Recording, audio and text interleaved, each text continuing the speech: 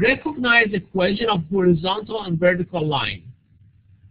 The graph equation of the form x is equal to a or y is equal to b are the one for the graph of horizontal and vertical lines. So x equal to a or a number, y is equal to any number. These are the graphs of horizontal and vertical lines. Let's take a look at that. Y is equal to 3. Y is equal to 3 in this case.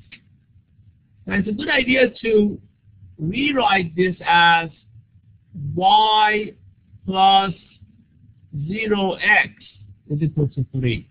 So the reason x is not there is because its coefficient is equal to 0. Or you can write 0x plus 1y is equal to 3. Once you write it like this, then you can find a couple of points for this. If I let x equal to 0, obviously y will be equal to 3. But if I let x equal to 1, regardless of what I substitute for x, its coefficient is 0, so this term will be always gone. Always will be equal to 0.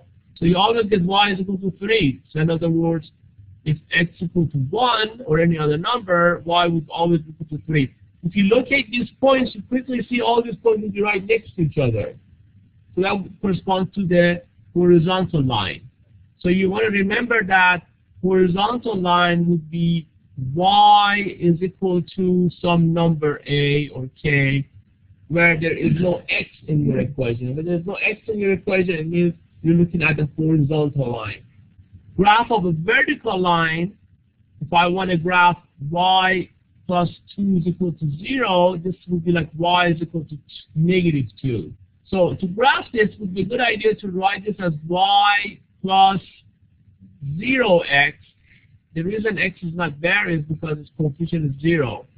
So why don't we just write it like this? Equal to negative 2. So regardless of what I substitute for x now, y would be equal to negative 2. So if I let x equal to negative 2, okay, did I do that wrong? Yeah, I did. Let's correct this.